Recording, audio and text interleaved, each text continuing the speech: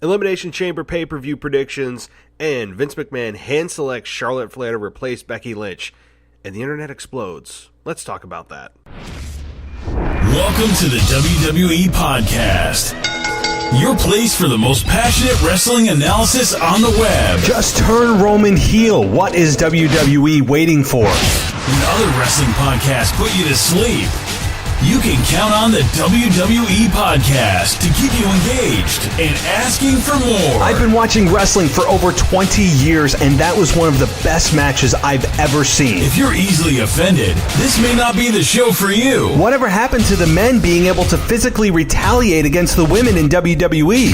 This is a fantasy environment. This is unlike any other wrestling analysis. So without any further delay, let's get the show started right now. Welcome to your favorite wrestling podcast. It's the WWE Podcast. Thank you guys for joining me. And on this Wednesday, February 13th, 2019, yours truly's birthday. And I couldn't think of anything more fun to be doing right now than to be talking to you guys. And honestly, I really could not wait to get on tonight. I tweeted out earlier that this is going to be a historic rant. And when I say rant, I don't mean yelling and screaming. That's not how I like to speak to you guys. I'm not a yeller. Even when I get in a fight with somebody, I'm not a yeller. I'm more of that quiet, reserved anger, which can sometimes be scarier. And I have a bit of a cold, so I do apologize if I do sound a little bit off. That is what's going on. A bit congested. But, guys, I don't even know where to begin. No. I mean, I know where to begin, but I just don't even know what to say. I'm rendered speechless by the tone-deaf booking of Vince McMahon and company. I don't even know where to begin. And let me start out with the counter-argument to the possibility of, well, this could all end up being a troll on fans. And what I mean, guys, by the way, if you have no idea what I'm talking about, Vince McMahon replaced Becky Lynch in the main event of WrestleMania with Charlotte Flair on Raw. And I didn't see it coming. I don't think anybody saw Vince McMahon coming out and hand-selecting Charlotte Flair, just as he did with Roman Reigns, although he didn't publicly do that on the air. So there's a bit of Roman Reigns booking going on. It's just being put in front of the camera rather than behind the scenes. So the heat here is not on Charlotte. The heat here is on Vince McMahon. And the counter-argument, again, to all of this would be, well, if they just get to where you want to be anyway, well, what does it matter? Well, why even go through it then? What are you gaining by trolling fans and garnering this reaction? Oh, the fans are upset. That's just what they want. They're playing into our hand. Well, why would you want to do that? Why? What benefit is it to actually anger the fans who you just told a month and a half ago that you're doing a fresh start and we're going to listen to you and we're going to give you what you want? You're going to do the complete opposite, of which week to week you don't know if you're getting a heel or face McMahon. I mean, you have no idea, other than Shane, who's been fairly consistent since his return about 3 years ago. But the other McMahons, including Triple H, you have no idea what version of them you're getting. They could be the most reasonable human beings on the planet as they were this past Monday night, even after Becky Lynch had punched Stephanie in the face and slapped Triple H in the face and continued to defy them at the first part of Raw, and then accepted her half-hearted apology of, I'm sorry, even though they didn't know she didn't mean it, and then Vince McMahon comes out and just tears the whole thing up, and the whole main event got turned on its head. So, the heat here, if the goal is, if you're sitting in a room with the bookers and Vince McMahon, or creative, we don't call them bookers, they're creative, and you're sitting there and you're trying to listen to the answer of why they did what they did, why would they put Charlotte Flair in place of Becky Lynch? What is the reason? And you're sitting there, and they're giving you, the heat's going to be on Charlotte. Well, yeah, the fans are going to boo Charlotte. No. The fans are not booing Charlotte. The fans are booing Vince McMahon and his booking. They are putting the heat on the company. Why do you want the company having heat? Why do you want the company having heat right now? The heat should not be in the company. There's no need for distractions. You have a surefire A+ main event in Ronda Rousey and Becky Lynch. And if the other argument is, it'll be a better wrestling match. I've already made this argument, the counter argument to this. I don't need a better wrestling match. I need a better story told. I don't need to see cool near falls and, oh my God, I can't believe she kicked out of that. Oh, another near fall. I don't need that. That's nice to see once in a while. And it can make up for a lot of flaws in storyline that may not be there in a lot of main events. But when you have a surefire story main event that's been brewing for the better half of 6 to 10 months, and you're trumping it because of the fact that it'll be a better quality wrestling match, and you have better, it's more star power in the match. That is not a valid excuse. Not when you have this. I don't think people understand the rarity of a Becky Lynch and Ronda Rousey matchup. Just how few and far between these are that people anticipate them for months and months and months. And it's okay that that's predictable. It's okay to be predictable in wrestling once in a while when it makes sense and it's the right thing to do. And this is the right thing to do.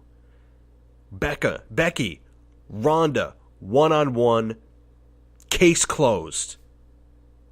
Case closed. Any other time of the year, as I mentioned this, I feel like I'm repeating myself, but it's unbelievable. Any other time of the year, any other time, throw them in with a three-way, it would be an awesome match, and you know what? You can make the story behind it and all of that, and you can build it up and cut great promos and all. It would be great. You could. There's no doubt that would be an awesome match. But that's not where we're at right now. That's not where we are. That's not what the fans have been asking for. How is adding Charlotte a better storyline? It just muddies the waters. It waters down the Becky Lynch, Ronda Rousey story and heat that has been building. And they have created an awesome anticipation among fans. My God, the promo they had 2 weeks ago on Monday Night Raw was scalding. It had the internet buzzing. That's what you want. Why can't this just be a straightforward one-on-one? Why do we need to have games played with us? Even if somehow we still get one-on-one. Somehow that happens, right? Which I don't think it will now that they are introducing Charlotte as the replacement. But we all know Becky will claw her way back in. And right now they're pointing to a triple threat. That's really where they're going, it looks like. Ever since Ronda tipped them over at TLC, both of them, I had a feeling and fear that this would happen. But when you have the hottest two women in the division, it's not time to pull the trigger with Charlotte as well. You can't tell me it's a better story. If you do, you haven't been watching wrestling for very long. WrestleMania is one-on-one. Now, for every match? No, not for every match. Some matches lend themselves to multi-person, multi-man, multi-women matches, and that's fine. And what about the SmackDown Women's Championship? Suddenly that's irrelevant? Suddenly that's not important? I'm not following. I'm not following the logic. And I'm circling back. As I was saying, if we all of a sudden, and at the end of the day, we get back to Becky Lynch versus Ronda Rousey one-on-one, and that's the path they go or they're forced to take, then what was the point of this detour? What is the point? What does this do? All it does is destroy the goodwill of fans, the good faith that WWE fans have in WWE, which is all but gone. It plays games with people. It tunes people out. It shows you're not listening. And don't give me it's the heel authority figure. We've seen the heel authority figure for decades. Literally. Go back 20 years. Where does that put you? 1999. What was going on in 1999? some of the highest ratings in WWE history with a heel authority figure in Vince McMahon and Stone Cold. I mean, it's been literally going on for 20 years. It's more than run its course. So don't give me that argument that having a heel authority figure, although that depends on week to week and booker to booker and show to show and what's convenient and what's not, as to whether the McMahons are heels or faces. It's I really, like I said, I'm speechless. It's just, I don't even know what to say. It's angering. It's disappointing. And it's beyond heel heat. This is not about heel heat for Charlotte. You know why it's not heel heat for Charlotte? Because we know where the brains of the operation is coming from. It's coming from Vince McMahon. And he blatantly came out and did it himself and handpicked Charlotte. But that's not putting the heat on Charlotte. That's putting the heat on you, and you're not a competitor in the women's division. There's no benefit here. Even if we get back to the match we originally wanted, why the hell are we taking this detour? It's like you're cruising down the highway, smooth sailing, sunny, no bumps in the road. You're just cruising, and one of your friends says, "Get off at this exit." And you're thinking, okay, let's get off at the exit. And then he says to you, why don't you just drive around the block and then get back on the highway? What? Why? Why are we doing that? What does this do? I don't even know the words. I don't even know the words. I really don't. This is just asinine. I don't care if all's well that ends well. Well, you got to get from step to step here. There's chapter 1, 2, 3, and 4 before you get to chapter 10. I mean, you got to go through the numbers here. You can't just say, all's well that ends well. The fans will forget. Everybody has a short memory. But you're killing the momentum dead. You have Ronda and Becky teaming together. And they team together in a dark match. Why? They're talking backstage. Why?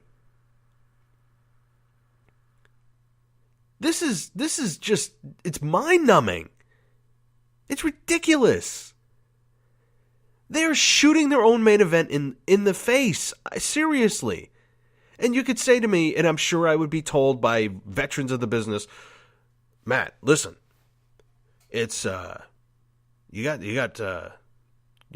6 or 8 weeks till WrestleMania. You haven't even seen everything play out. Let the storylines play out. Don't be so quick to jump to conclusions. You wrestling fans you just react to everything, every little moment. I mean, my God, give it a chance to breathe. Well, listen, when something is cruising along so well, like Becky and Ronda, why are you throwing a wrench in something like that? There's no need to, especially when the heat is going on individuals that have no bearing on the in-ring competition, are not involved in the storyline whatsoever other than being the authority figure. And the heat is on the company itself. That's bad. That's beyond heel heat. And Charlotte will no doubt, has established herself as one of the top heels, if not the top heel in the company. But I ask you, at what expense did that happen? Really? What's the expense of that? Now you have a great heel. And I have no doubt, I'll be the first one to admit, I have been on the side of always creating hot heels because WWE has no clue how to actually do that successfully. And now that they have successfully established Charlotte as a heel, who, number one, is much more comfortable as a heel anyway. We all know that. It comes across on TV absolutely exponentially more effective as a heel than she is as a face. And there's no question about that. But you have given fuel to the fire that she is the chosen one and the replacement for Becky Lynch, which we all know Becky Lynch will find her way back in somehow, and you will get a triple threat. And like I said, even if you get back to the one-on-one, there's damage done here. Damage done. Why are you... This should not be overthought. If they're overthinking this story, this does not need to be. a complex, convoluted detour, exit, stop and go, detour, back on the highway type of story. This is a linear story that's very simple to tell, and it's right there. It's low-hanging fruit. You just take it and go. You do not get this that often, especially a main event of WrestleMania that the fans have told you they wanted, have reacted positively when you gave them what they wanted, and then you pull the rug out as if it's supposed to be some clever twist in the story, and it's going to get people talking, and oh my god, people are going to hate Charlotte, but we'll ultimately give them what they want. Becky will be back in the match, but Charlotte will be there too. We don't need Charlotte. She adds nothing other than a big distraction and muddies the waters and steals the spotlight once again from Becky Lynch. Which, by the way, happened also at SummerSlam when Becky Lynch was supposed to get a one-on-one women's championship match with Carmella and ended up getting a triple threat with Charlotte sticking her nose again in the main event. It's just maddening. Why wouldn't they just go with Asuka and Charlotte? And maybe they will. Again, this all could be the way they go, but right now they have shown no sign of that. I get we have Elimination Chamber. We have Fastlane. I understand all of that. But I have no reason to give them any benefit of the doubt right now because they so far have shown me no change in their asinine booking with screwing up the main event of WrestleMania that was right there for them. That does not happen every year, that they don't have to force down the fans' throats, and the fans are on board with what you're doing, and everybody's happy in lockstep. We're all skipping down the dirt road in the forest, and then they go and trip you and then run off. I mean, that's what's happened. You're running or skipping merrily down a path in the forest. Everything's going great, and out of nowhere, you just get tripped and they run off. That's what it feels like. It's ridiculous. It's angering. It's not angry in a good way. You may say, no, this is a reaction we wanted. Nonsense. And if this is the reaction you wanted, shame on you. This doesn't do anything other than turn fans away, not have any faith in the booking, undermines your argument that you have given this a fresh start, and you're right back to square one. This is awful. Awful. And you know what? If Charlotte ends up getting in the match, and it is indeed a triple threat, I'm sure it'll be a great triple threat match. That's not the problem, as I said. It'll be a great triple threat match from a wrestling perspective. It'll be great. But from story perspective, which they're all about telling stories, you wouldn't know it by this booking. Why? Why? Not in a good way, why? Just WTF. It's WTF booking. Seriously. All right. So now that I've ranted on that for an extended period of time, listen, overall, though, I did enjoy Raw and SmackDown. Obviously, Charlotte came out and gloated about what she did, and she seems so much more comfortable as a heel. And the women's tag teams, listen, I don't even know what to say about them. I think that we all believe that Sasha and Bayley are the front runners and the favorites of winning the inaugural women's tag team belts, and rightfully so. I think they will end up, a quick little spoiler, or really not even a spoiler, a prediction that I believe many of you are on board with, and yeah, rightfully so, is Sasha and Bayley walk away with the belts. Kofi Kingston had a hell of a night. Probably the biggest night of his career outside of the New Day. And I think Kofi has been sadly underutilized. He went from a Jamaican to kind of this good utility guy in like a Sami Zayn position who will make it, he can make his opponent look like $1 million, which is always what you want to do, to this massive success with the New Day, and then really showed what he could do inside the ring. And he replaces Mustafa Ali, which was a shame for the guy, legitimately injured, and it replaces him. And I'm excited to see Kofi in the chamber, and it made you believe that He's not a 0% chance, right? It's not zero. At least it's not zero. Maybe he gave you 1, 2, 3% chance. He made you go, He made you take a look at him in a way that you haven't looked at him in about 5 years. That's a long time to be looked at in more of a comedic role to suddenly, this guy has got it. And we've forgotten that he can be more than a comedy act. I mean, I really enjoyed it. I did.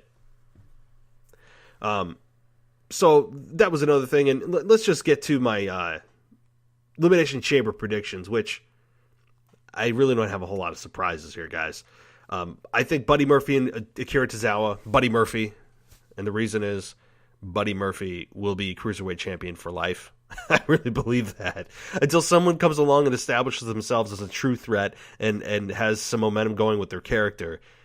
Yeah, yikes. I don't think anybody is beating Buddy Murphy. It's obvious, but that's fine. I'm fine with long reigns. I'm fine. Lashley and Lio Rush versus Finn Balor. This one isn't a slam dunk, but to me, Bobby Lashley became something with that Intercontinental Championship. It's adding something to him that I haven't seen since he came back to WWE last year, about a year ago. And he looks good with the gold. Heels are always better champions, I believe, than babyfaces because they can gloat. They can have the babyface chase. You want to see a chase, struggle, climb that mountain, scratch, claw, get kicked down, scratch and claw back up. And that's always a good story. It doesn't have to be every single story, every single time. But as a general rule of thumb, heel champions are there to set the table for a better story than a babyface champion. So I'm going to go with Bobby Lashley. Ronda Rousey versus Ruby Riott. Okay. Now, this one,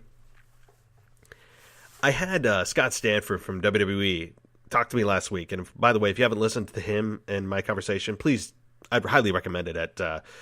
It's my last show. It's on Spreaker, Spotify, anywhere, right? Apple Podcasts. You guys know the deal there.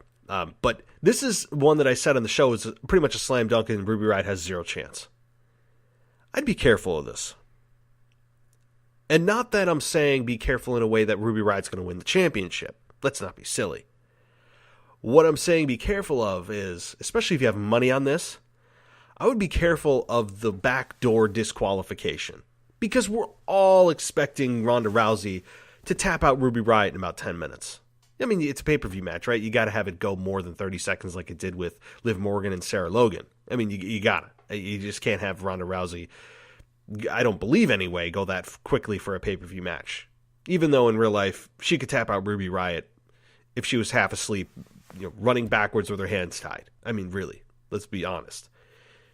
But I'd be careful of that sneaky backdoor disqualification match, ending rather, because the finish of this match, most people are feeling that is going to end up in an armbar tap out. But Ronda doesn't have anything to prove against Liv Morgan or Ruby Riott. She doesn't have anything to prove. We all know she can beat her. It's not as if beating her soundly like that will do anything for Ronda moving forward. You could say, oh, well, she needs to build momentum towards WrestleMania.